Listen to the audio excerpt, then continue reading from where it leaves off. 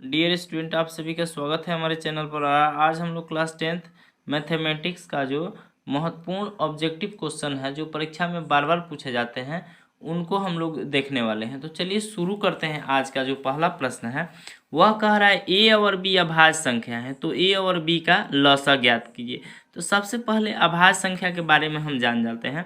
अभाज्य संख्या कहा जाता है वैसी संख्या जिसमें एक से या स्वयं से भाग लगे, बाकी किसी संख्या से भाग नहीं लगे तो उसे अभाज्य संख्या कहा जाता है। तो देखिए, जैसे 2 को लेते हैं तो 2 में एक से भाग लगेगा, एक 2 से लगेगा, बाकी किसी संख्या से भाग नहीं लगेगा, तो 2 अभाज्य संख्या है। 3 को देखते हैं तो 3 में 1 से लगेगा, 3 से लगेगा, लेकिन 4 जो है 4 भाज्य संख्या है, क्योंकि इसमें 1 से लगेगा, 4 से लगेगा और एक 2 से भी लग जाएगा, इसलिए यह भाज्य संख्या है। इसके अलावा 5 जो है अभाज्य संख्या होगा, क्योंकि इसमें 1 से भाग लगता है और 5 से लगता है। 6 भाज्य संख्या होगा, 1 से लगेगा, 2 से लगेगा और 3 से लगेगा, 6 से लगेगा। तो कहने का मतलब जो अभाज्य संख्या है उसमें 1 से स्वयं से भाग लगेगा, और जो भाज्य संख्या है उसमें 1 का स्वयं के अलावा अन्य संख्या से भी भाग लग जाएगा, तो उसे अभाज्य संख्या कहते हैं। तो अब आपको समझ आ गया होगा कि अभाज्य संख्या किसे कहते हैं। तो ए और बी अभाज्य संख्या है, तो ए और बी का लसा ज्ञात करना है। तो सबसे पहले मान लीजिए एक हम लेते हैं कि 2 और 3 अभाज्य संख्या है और इसका लसा हमें निकालना है। तो 2 और 3 का लसा हम, तो ये तो कटेगा नहीं कटता है, तो दोनों को गुना कर देते हैं, तो 2 तिहाई 6। यहाँ 2 के जगह यहाँ 1 दिया है ए और बी, तो ये भी, इसमें भी किसी संख्या से भाग नहीं लगेगा, तो दोनों को गुना कर देंगे, तो ये हो जाएगा ए बी। तो देखेंगे कि ऑप्शन में ए बी दिया है क्या, तो हाँ, ऑप्शन नंबर सी में ए बी दिया है। दूसरा प्रश्न है निम्नलिखित में कौन अभाज्य संख्या है। तो इसमें हम लोग देख लेते हैं कौन अभाज्य संख्या है। तो 23 अभाज्य संख्या होगा, क्योंकि 23 में एक से भाग लगेगा, एक 23 से लगेगा, तो यह अभाज्य संख्या, बाकी सारा ये भाज्य संख्या है। 3 नंबर है निम्नलिखित में कौन परिमेय संख्या है। तो परिमेय संख्या जिसे हम p/q के रूप में लिख सकते हैं। तो यहाँ एक परिमेय है, एक अपरिमेय है। तो परिमेय और अपरिमेय संख्याएं होती है, तो ये परिमेय नहीं है, ये भी अपरिमेय है, क्योंकि इसका पूरा वर्गमूल निकलेगा नहीं। यहाँ हम देखते हैं √3 से √3 कैंसिल हो जाएगा, तो केवल 2 बचेगा और 2 परिमेय संख्या है, तो 3 का सी हो जाएगा।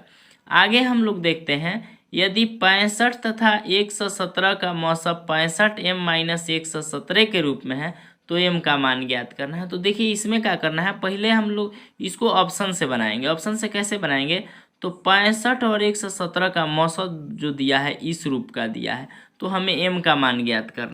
तो सबसे पहले हम लोग 65 और 117 का मौसम ज्ञात करते हैं। तो 65 यहाँ होगा 117, 65 एक बार में जाएगा, यहाँ होगा 2, यहाँ होगा 5, फिर ये 65 हम लिखेंगे, तो यहाँ होगा 52 एकम 52, एक बार में जाएगा, यहाँ हो जाएगा 3 और यहाँ होगा 1, यहाँ हो जाएगा ये 52 लिखेंगे, 13 चौका 52, ये कट गया, तो मौसा जो आ गया हमारा, मौसा आ गया 13। अब जो मौसा 13 आया है, ये कह रहा है कि मौसा जो है 65m-117 के रूप का है। तो अर्थात लिखेंगे 65m-117 वह बराबर होगा किसके, 13 के बराबर होगा।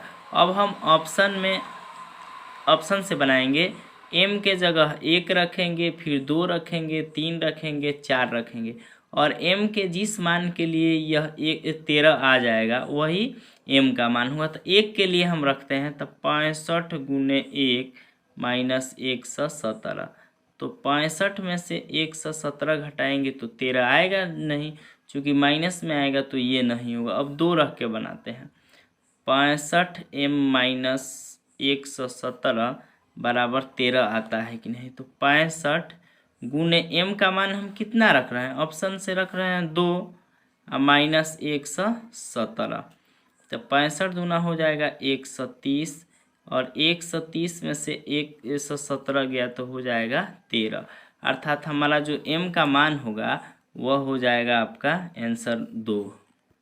अगला प्रश्न है क्वेश्चन नंबर 5 कि 2, 10 और 20 के लसा और मसा का अनुपात ज्ञात करना है। तो 2, 10 और 20, तो सबसे पहले 2, 10 और 20 का हम लसा निकालेंगे, फिर उसका मसा निकालेंगे, फिर उसका अनुपात निकालेंगे।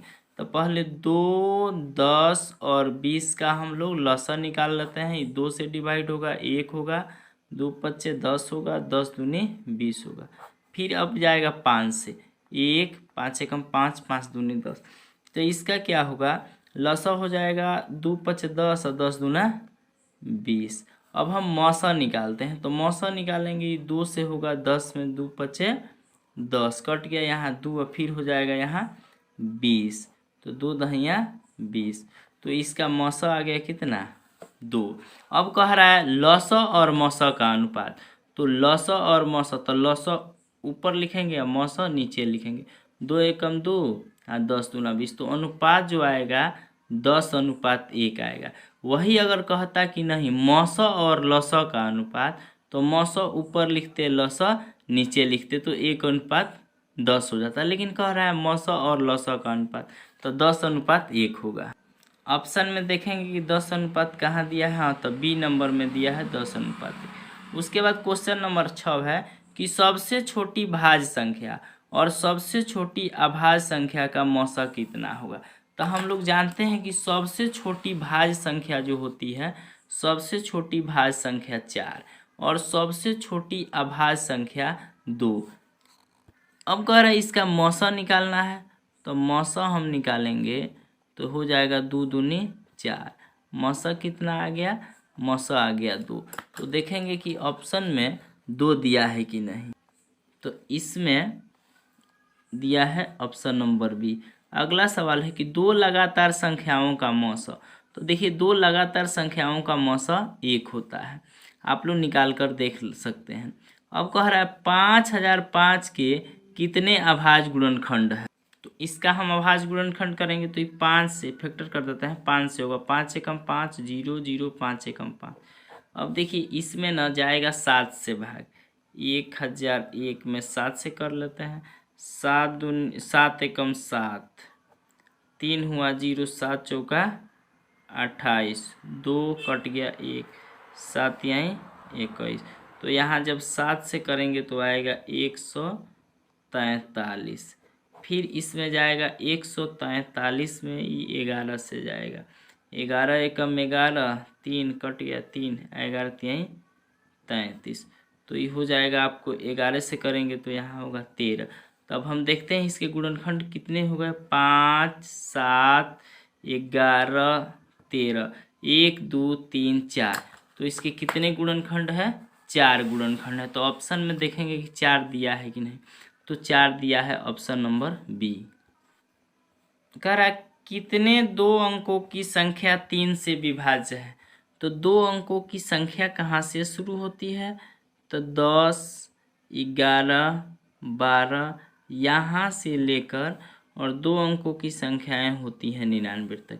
तो उसमें पूछ रहा है कि कितने 2 अंकों की संख्याएं 3 से विभाज्य है, अर्थात 3 से भाग लगता है। तो 10 में नहीं लगेगा, 11 में नहीं लगेगा, 12 से भाग लगता है। तो शुरुआत होता है 12 से, उसके बाद आपको 15 जो है 3 से विभाज्य है, 16 17 18 है, ऐसे ही करेंगे तो लास्ट वाला जो है ना 99 भी है।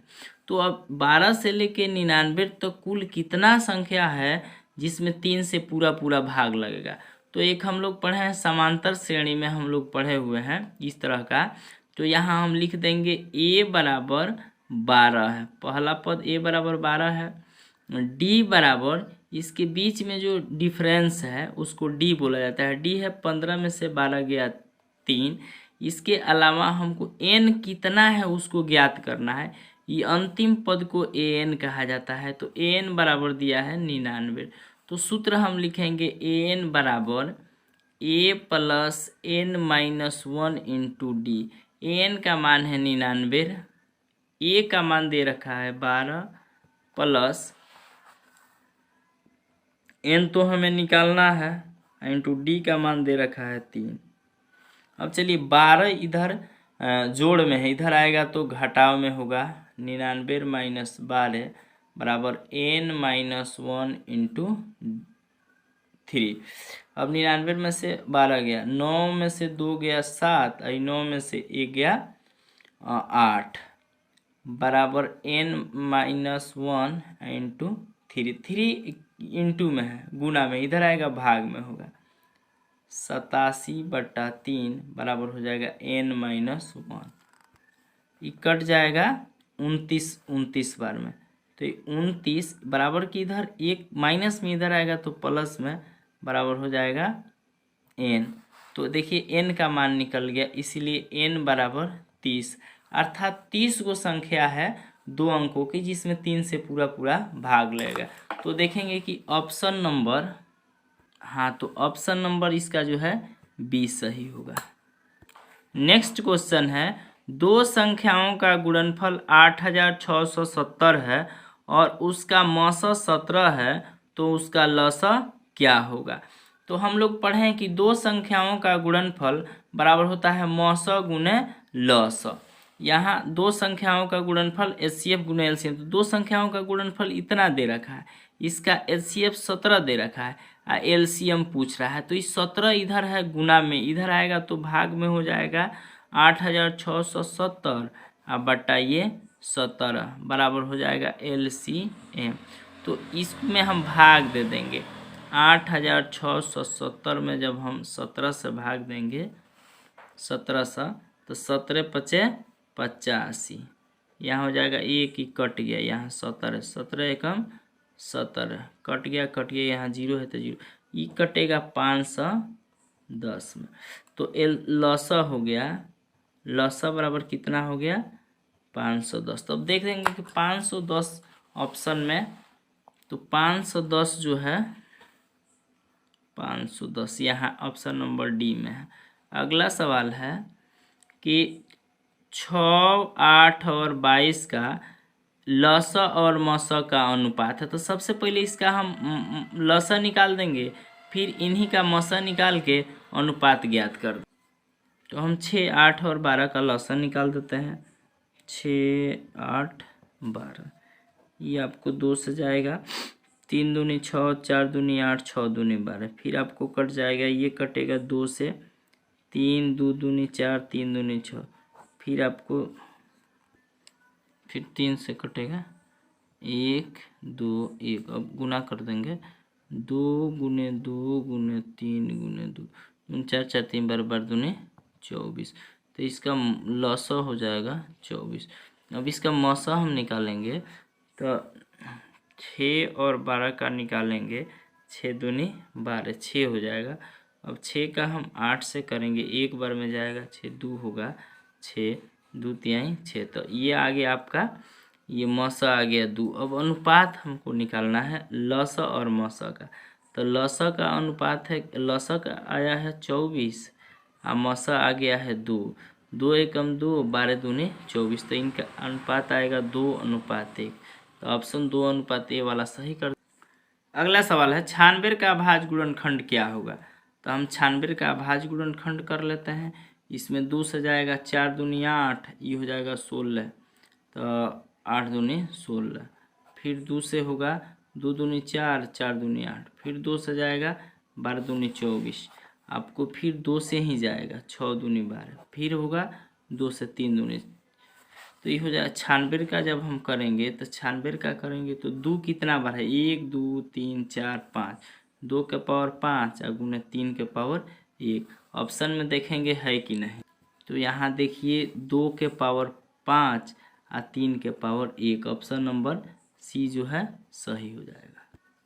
13 कह रहा है 0.3 पर एकरिंग का परिमेय रूप में लघुत्तम रूप है। अब देखिए जब भी 0.3 पर एकरिंग है, इसको P/Q के रूप में लिखना है, तो हम क्या करते हैं, जितने अंक पर एकरिंग है उसको लिख लेते हैं, अब बटा में जितने अंक का ये रिपीट हो रहा है उतना 9 लिखते हैं, तो ये 3/9 हो गया। अब कह रहा है लघुत्तम का मतलब छोटा रूप में, तो कटा देंगे, 3 एकम 3 है, 3 3 9, तो इसका आंसर हो जाएगा 1/3। अगर यही सवाल ऐसे रहता, कहता कि 0.13 पर पावर एकरिंग, इसको P/Q के रूप में लिखिए, तो हम क्या करते, 13 लिखते, 13 अब बटा 1, 2 गो अंक बार बार रिपीट होगा तो 2 गो 9 लिख देते।